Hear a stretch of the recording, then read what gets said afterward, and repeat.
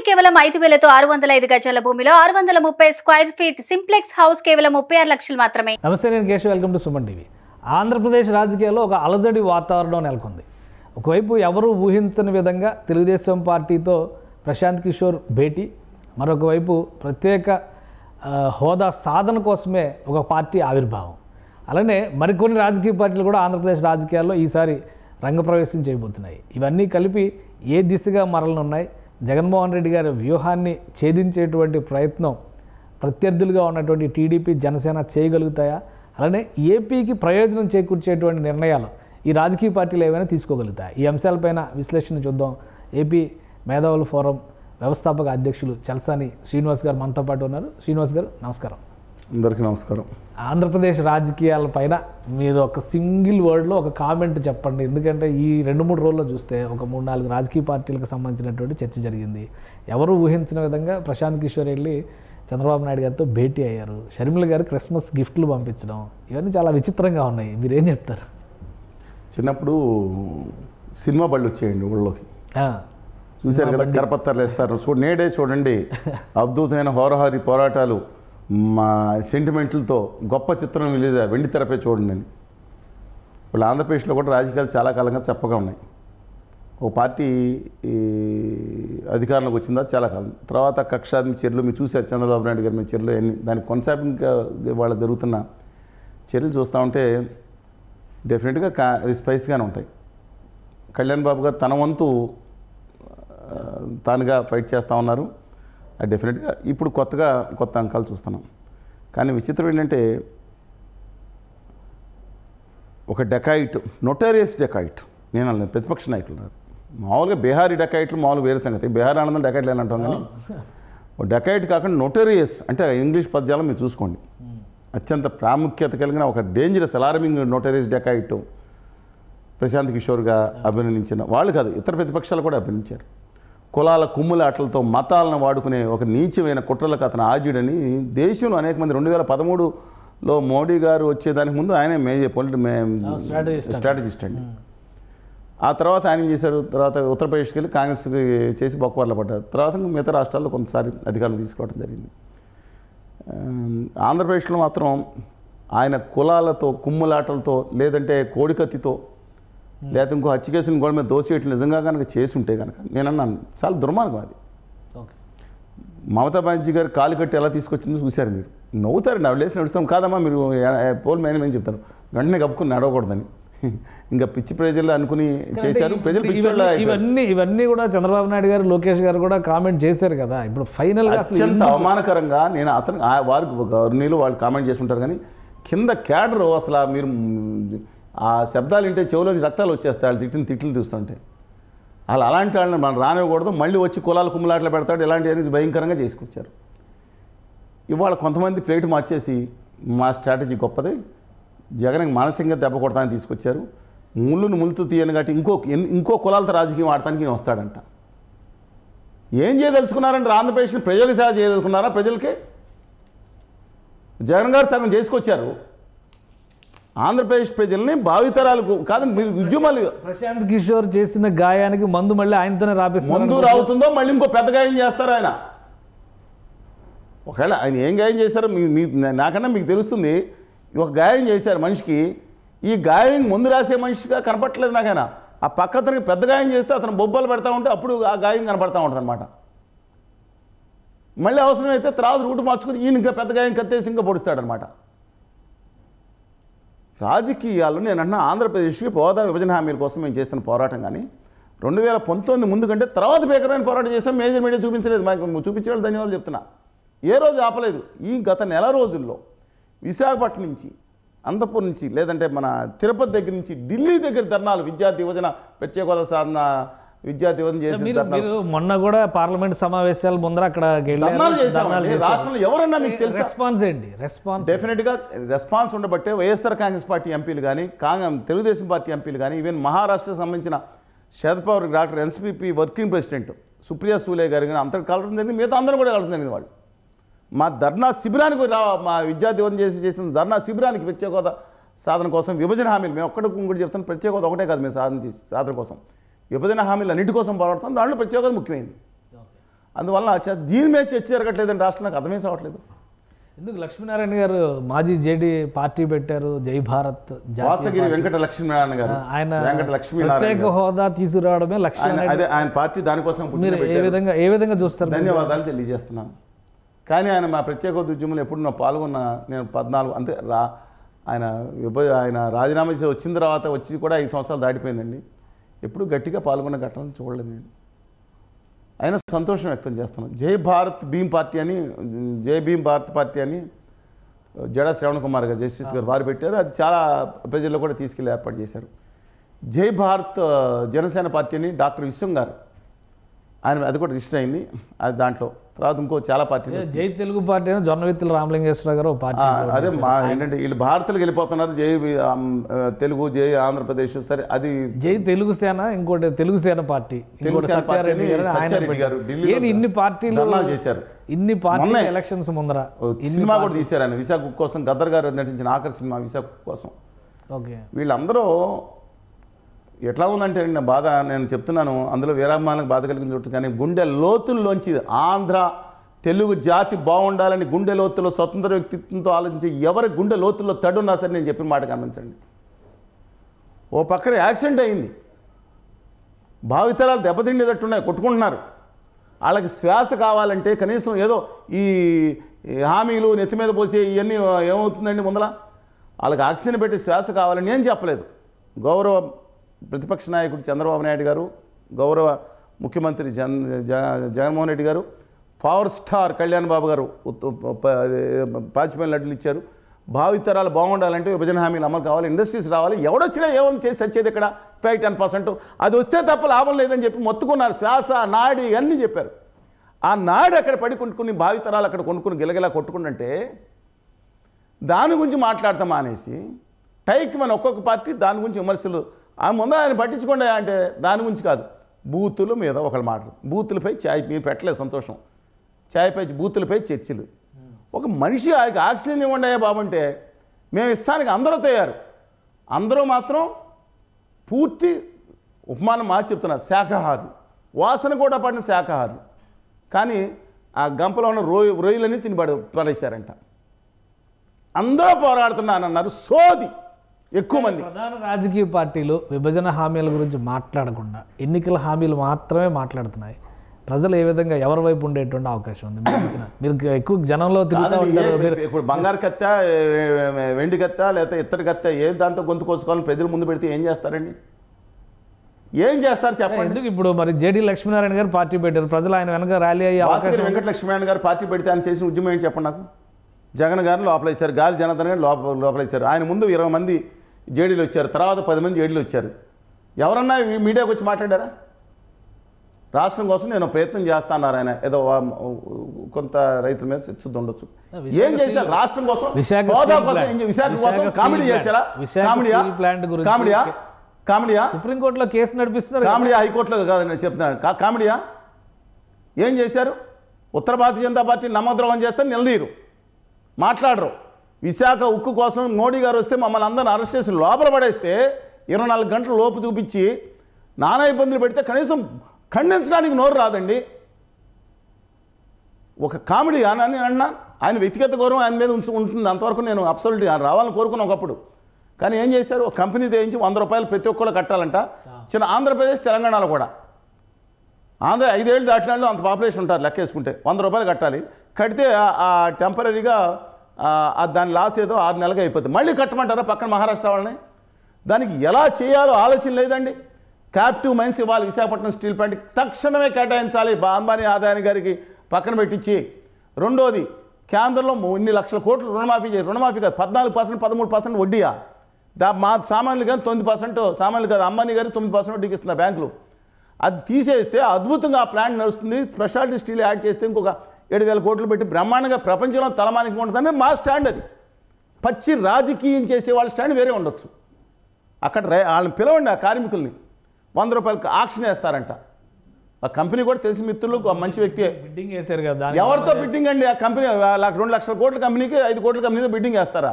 హాస్యం చేస్తారా, అపహాస్యం చేస్తారండి? అవతల వేసి మంచి మనిషే, ఐ రెస్పెక్ట్ హిమ్. ఏది ఈయన కాదు వేసింది, వేరే కంపెనీ ఆయన, రాము గారనే ఆమ్ ఆద్మీ పార్టీ ఆయన. మంచి మా పోరాటాలు పాల్గొని ఆయన గౌరవిస్తాను ఇటు పరిస్థితుల్లో.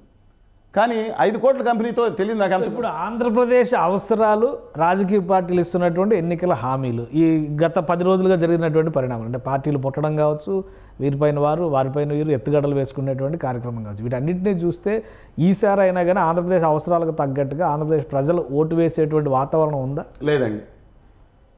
మరి ఏం ప్రజలు మోసపోవటానికి మరొకసారి సిద్ధంగా ఉన్నారేమనిపిస్తుంది. నేను ఇప్పుడు రాష్ట్రంలో నా అభిప్రాయం ప్రకారం స్పష్టంగా చెప్పాను, నా క్లారిటీ ఉంది. ఇంతకుముందు మనందరం మాట్లాడుకున్నాం, తెలంగాణలో కాంగ్రెస్ పార్టీ ఎలా వస్తుంది మీకు చెప్పాను. ఇవాళ కూడా ఆంధ్రప్రదేశ్లో ఇవాళ ఎట్టి పరిస్థితుల్లోనూ సరే ప్రశాంత్ కిషోర్ గారు వచ్చినంత మాత్రం అది కాదండి, కన్సిస్టెంట్గా గత 6 నెలల నుంచి తెలుగుదేశం వామపక్షాలు జనసేన పోటీ చేస్తే సీట్ల సంఖ్య పెరుగుతూ ఉంది. 95 నుంచి 100, 110, 115 స్థానాలు పైగా డిసెంబర్ ఆఖరి నాటికి ఎన్నికలు పెట్టి ఇప్పుడు జరగగాని తెలుగుదేశం వామపక్షాలు జనసేన 3 కూడా కలిసి పోటీ చేస్తే ఖచ్చితంగా 115 స్థానాలు వచ్చేటట్టు కనపడతా ఉంది. అధికారం రావచ్చు.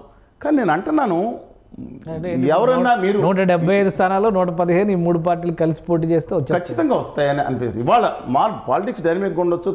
ఇప్పుడు వీళ్ళకి మేనిఫెస్టో దాదాపుగా చెప్పేశారు. జగన్ బాబు గారు is playing cards close to ఇచ్చారు. చంద్రబాబు నాయుడు గారు ఓడిపోతున్నారనే అలర్ట్ మెసేజ్ తీసుకుని ప్రశాంత్ కిషోర్ వచ్చారని చెప్తున్నారు. ఓడిపోయినట్టు వచ్చారని, మీకు 160 వస్తాయని ఒకళ్ళు ఎవరికాళ్ళు చేసుకున్న ఫేక్ మెసేజ్ ఏముందని టకటక చేస్తూ ఉన్నారు. ఇవాళ తెలుగుదేశం వామపక్షాలు జనసేన కూటమి చేస్తే ఇవాళ సిచ్యుయేషన్లో డెఫినెట్గా నేను చెప్తాను 115 స్థానాలు వచ్చే అవకాశం పైన, 115 స్థానాల పైన, మైనస్ కాదండి, వచ్చే అవకాశాలు స్పష్టంగా కనపడుతున్నాయి. ఇప్పుడు కానీ నేను ఒకటి అడుగుతున్నాను, వాళ్ళు ఇప్పుడు దేని మీద మాట్లాడుతున్నారు? ప్రతి మహిళకి లేకపోతే మేము బస్సు ప్రయాణం ఇస్తాము, నేను అన్నా ఇస్తాను, ఎలా చేయాలి? అక్కడ మేము ఉద్యోగాలు ఇస్తాం, ఎలా ఇస్తారు? ఏ పాలకుడు వచ్చినా విష్ణుమూర్తిని తీసుకొచ్చి ఇక్కడ కూర్చోబెట్టినా హోదాలో విభజన హామీలు కనుక అమలు చేయకపోతే భావితరాలు ఇండస్ట్రీస్గా ఎలా జరుగుతుందని మాట్లాడుతున్నాను. ఇండస్ట్రీస్ వస్తాయి, ఇక్కడ వచ్చింది ఇచ్చామండి, కియా వచ్చింది, ఇంకోటి వస్తుంది, రాయితీలకు వచ్చి 25 ఏమో ఒక్కర్లేదు, చాలా మంచి పని జరిగింది. అస్సాంలో వచ్చినాయండి, జార్ఖండ్లో వచ్చినాయి, ఆంధ్రప్రదేశ్లో కూడా వస్తాయి. ఈ పాలకుడు జగన్మోహన్ రెడ్డి గారు తన నవరత్నాలు తన కార్యక్రమం చేసుకుంటాం, ఇంకో దశరత్నం యాడ్ చేసుకుని తన పాలన మీద కాన్సన్ట్రేట్ చేసుకుని 15-20 సంవత్సరాలు కొట్టేవాళ్ళు ఉండేవారు కాదు. ఆయన కక్షాది మీద పడ్డాడు, ఆయన కాన్సన్ట్రేషన్ డైవర్ట్ అయింది. చెప్తున్నాను నిజంగా, ఇవాళ ఏం కొత్త 20 లక్షలు 30 లక్షల ఉద్యోగాలు ఎక్కడి నుంచి వస్తాయండి? కాగితం మీద రాసుకున్నానుక ఇప్పుడు కూడా వచ్చినాయి, రాకపోవడం కాదు ఆంధ్రప్రదేశ్ నాశనం అయిపోయిందని నేను అన్నండి. ఆయన కాన్సన్ట్రేషన్ పోయింది. డెఫినెట్గా మనం నిష్పక్షపాతంగా మాట్లాడుకోవాలి. రైట్, మీరు చాలాసార్లు అంటే చాలా ఏళ్ళుగా చూస్తున్నారు రాజకీయాలన్నీ కూడా, ఈ అనూహ్యమైనటువంటి కొన్ని సంఘటనలు ఈ మధ్య జరుగుతూ ఉన్నాయి ఆంధ్రప్రదేశ్ రాజకీయాల్లో. షర్మిల గారు క్రిస్మస్ శుభాకాంక్షలు చెప్పడం లోకేష్ గారికి, గిఫ్ట్ కూడా పంపించి ఏంటి, ఏ విధంగా చూడాలి దీనికి? ఏంటి రీజన్ అసలు? నారా ఫ్యామిలీకి వైఎస్ఆర్ ఫ్యామిలీ శుభాకాంక్షలు చెప్పడం, క్రిస్మస్ శుభాకాంక్షలు చెప్పడం. కృష్ణ గారు, రజనీకాంత్ గారు, ఇంకా చాలామంది ఉన్నారు, అన్నదమ్ముల సభలు, తండ్రి కొడుకుల సభలు, లేకపోతే చెల్లెలి శపథం, ఏదో చాలా సినిమాలు వచ్చినట్టున్నాయి కదండి. మన చిన్నప్పటి నుంచి గత 34 సంవత్సరాల నుంచి సినిమాలకి దీనికి రాజకీయానికి సంబంధం ఏముంది? పేర్లు చెప్తున్నాను. అన్నగారికి చెల్లెలు గారికి ఆస్తి తగాదాలు ఏమున్నాయో నాకు తెలియదు. అంటే షర్మిల ఆంధ్రప్రదేశ్ రాజకీయాలపైన ఆసక్తి చూపిస్తున్నారు అనుకోవచ్చు. ఎందుకంటే కాంగ్రెస్ పార్టీ చూపించకుండా అన్ని రోజుల పాటు పాదయాత్ర అంత ఖచ్చితమైన కసి పట్టుదల లేకపోతే ఎలా చేస్తారు ఒక మహిళగా? సరే, ఆవిడ వదిలేశారు, ఆంధ్రప్రదేశ్కి ఎట్టి పరిస్థితుల్లో వచ్చే సమస్య లేదు. ఓకే, మీరు అనేది పాదయాత్ర చేశారు, కానీ ఆమె తెలంగాణకే నేను ఆ తర్వాత అయిపోయింది. చాలా సంవత్సరాలుగా తెలంగాణ కాంగ్రెస్కి ఆమె మద్దతు ఇచ్చారు. ఇప్పుడు అనూహ్యంగా ఆంధ్రప్రదేశ్ రాజకీయాల్లో అడుగు పెడతారా? అన్నా చెల్లెల మధ్య ఆస్తి తగాదాలు ఉంటే వాళ్ళు చూసుకోవాలండి. ఇంతకుముందే బ్రదర్ అనిల్ కుమార్ గారిని ఒక అన్నారు, నాకు బ్రదర్ కాదు కానీ ఆయన పిలుచుకుంటూ ఉంటారు, మత ప్రచారకులుగా ఉంటారు కాబట్టి మత ప్రచారకులు బ్రదర్గా మాట్లాడతారు కాబట్టి క్రిస్టియన్ మత ప్రభుత్వ అవకులందరికీ అప్పుడు వర్షాన్ని కూడా ఆఫ్ చేస్తాను 2-3 సార్లు ప్రయత్నించారు ఆయన, అది సాధ్యం కాలేదు ఆయనకి. సరే, తర్వాత సంగతి. ఆయన ఉండవల్లి అరుణ్ కుమార్ గారు మాట్లాడారు. ఉండవల్లి గారితో మాట్లాడితే మీరు చాలా వివరాలు ఇవ్వగలుగుతారు. వాళ్ళకి పర్సనల్ సమస్యలు ఉంటే రాష్ట్ర సమస్యలు అయిపోతాయండి. ఇదేమన్నా పంచుకుంటామా అంటే అన్నదమ్ములుగానే చూడాలంటారా? అది పర్సనల్ నేను అనలేదండి, వాళ్ళకే పర్సనల్ తగాదాలు ఉండొచ్చు. ఆవిడ పోరాటాన్ని నేను తక్కువ చేయను. తెలంగాణలో ఎంతటి అవమానాలు పడి రాజశేఖర్కి బిడ్డ కాబట్టి అంత గట్టిగా నిలబడి చేసారు. ఆంధ్రప్రదేశ్కి నాకు సంబంధం ఏంటని కొండబద్దలు 10 సార్లు కొట్టారు. అది సంబంధం లేదు ఆంధ్రప్రదేశ్కి నాకన్నా. ఎప్పుడన్నా మా హోదా కానీ విభజన హామీలు కానీ అప్పుడు చంద్రబాబు నాయుడు గారు ఉన్నప్పుడు మమ్మల్ని వేధింపులు చేసినా, మేము ఎన్ని ఇబ్బందులు పెట్టినా, అనేక మంది పోయినా, ఆఖరికి మునికోటి ఆత్మత్యాగం చేసినా సరే అల్లూరు శ్రీనివాసరావు కానీ లేదా తర్వాత కిరణ్ కానీ లేకపోతే అనేక మంది చనిపోతే ఏ ఒక్క రోజున కన్నీటి బొట్టు రాల్చారు ఆవిడ? ఒక్క రోజు కన్నీటి బొట్టు రాల్చారా? తెలంగాణ కోసం ప్రాణం ఇస్తానన్నారు. ఒక్క నిమిషం అంటే ఇప్పటి వరకు తెలంగాణ జగన్ గారి హయాంలో కూడా తెలంగాణ కోసం కొట్టుకున్న షర్మిల గుండె ఇక పైన ఆంధ్రప్రదేశ్ కోసం కొట్టుకోబోతుందా? వ్యక్తిగతమైన అంశాలు పక్కన పెట్టండి, బట్ రాజకీయంగా అదే క్రిస్మస్ శుభాకాంక్షలు రేవంత్ రెడ్డి గారికి పంపించారనుకోండి, పెద్ద డిస్కషన్ ఏమి ఉండదు. కాంగ్రెస్ పార్టీకి మద్దతు ఇచ్చారు కాబట్టి చెప్పాను. కానీ అనూహ్యంగా నారావారి ఫ్యామిలీకి క్రిస్మస్ శుభాకాంక్షలు పంపడం, నారావారి ఫ్యామిలీకి వైఎస్ఆర్ ఫ్యామిలీ అని వైఎస్ఆర్ ఫ్యామిలీ అని ఫ్యామిలీ అంటే ఎవరున్నారు? అదే అందుకనే అబ్బాయి రాజారెడ్డి ఏపీ పాలిటిక్స్ లో ఎంటర్ అవడానికి ఏమన్నా స్కోప్ ఉందా? కాదండి, ఏపీ పాలిటిక్స్ లో కాదు. కాంగ్రెస్ పార్టీ అక్కడ పెరిగిన ప్రతి ఒక్క దీని వెనకమాల ఎవరో చాతుర్యాలు ఉంటాయి. కాంగ్రెస్ పార్టీకి ఆంధ్రప్రదేశ్లో 5 ఓట్లు పెరిగితే 4 ఓట్లు జగన్మోహన్ రెడ్డి గారు ఒకరు. ఎందుకంటే కాంగ్రెస్ పార్టీ అటు ట్రాన్స్ఫర్ అయింది కాబట్టి మోస్ట్లీ కాంగ్రెస్ పార్టీ మనం 1.24% వచ్చింది, ఉత్తర భారతీయ జనతా పార్టీ 0.84% వచ్చింది. Different issue. ఇవాళ రేవంత్ రెడ్డి గారు అక్కడ ప్రచారం చేసినా సరే చంద్రబాబు నాయుడు గారు మనిషి అని కొంచెం ఆయన టిట్ ఫర్ టాట్ ఎలా చేస్తారంటే చంద్రబాబు నాయుడు గారు ప్రచారం చేయరు. ప్రచారం చేస్తే కాంగ్రెస్ పార్టీ ఎందుకు కొట్టుకుంటుంది? 2 రోజులు పోస్టులు తీసేస్తారు. కాంగ్రెస్ పార్టీ టీడీపీ కాంగ్రెస్ పార్టీలోకి వెళ్తే మహాకూటమి చూసాం కదా 2018. అందుకని కాంగ్రెస్ పార్టీకి ఓటు వేయండి అని ఆంధ్రప్రదేశ్లో ప్రచారం చేశారనుకోండి, అది చంద్రబాబు నాయుడు గారు లాభం చేసినట్టు డైరెక్ట్గా. అది ఆయన లోకేష్ గారికి పంపించడం అనేది సరే అన్న అక్క చెల్లెలు అక్క తమ్ముళ్ళ మధ్యన అనుబంధం అని అనుకుంటాను డెఫినెట్గా.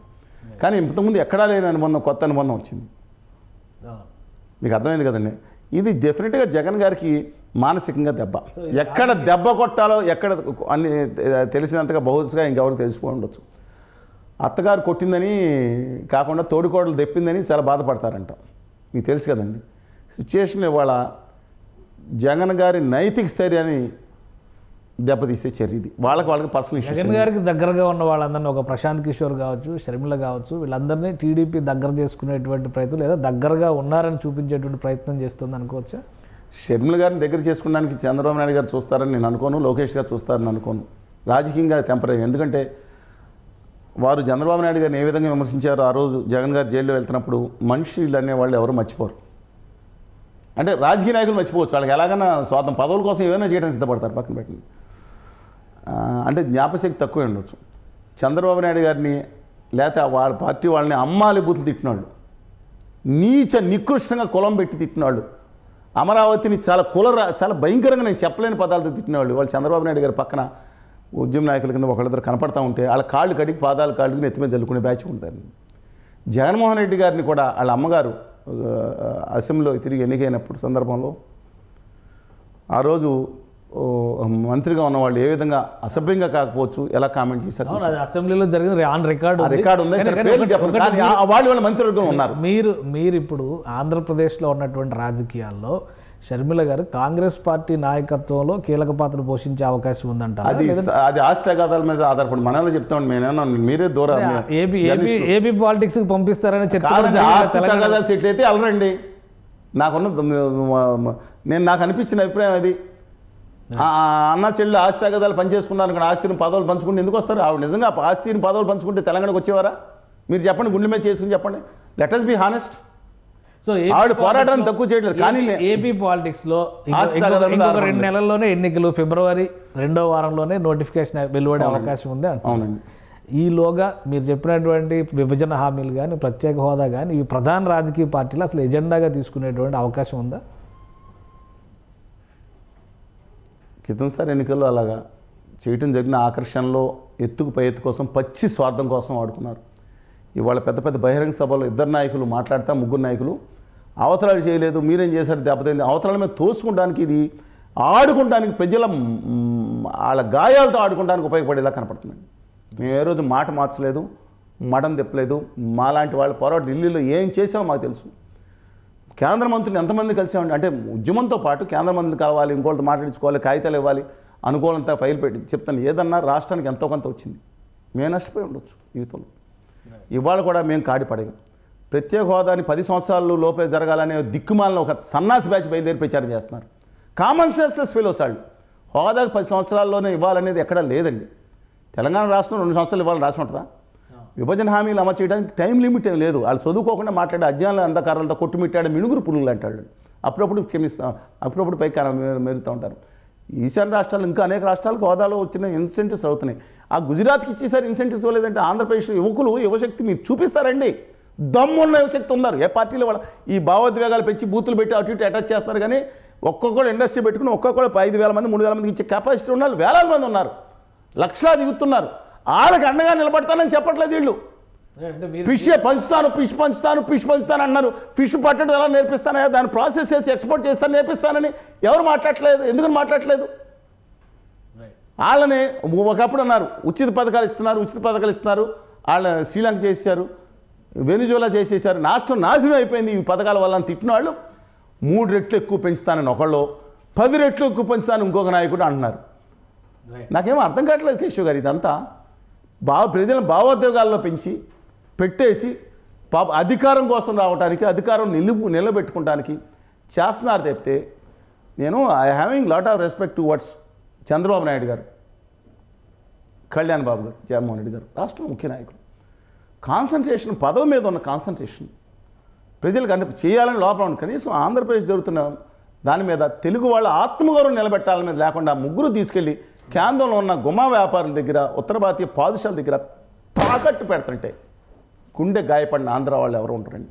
Right, thank you Chalasani Srinivas గారు మీ అభిప్రాయం తెలియజేసినందుకు. ఇది ఆంధ్రప్రదేశ్లో రాజకీయాలపైన ఉన్నటువంటి ఫోకస్ రాష్ట్ర అభివృద్ధి, రాష్ట్ర ప్రయోజనాలపైన లేదు. అన్ని పార్టీలు అదే తీరులో వ్యవహరిస్తున్నాయని శ్రీనివాస్ గారు విమర్శిస్తున్నారు. మరోవైపు ప్రత్యేక హోదాకి సంబంధించి ఎక్కడ కూడా టైం బౌండ్ ప్రోగ్రాం లేదు.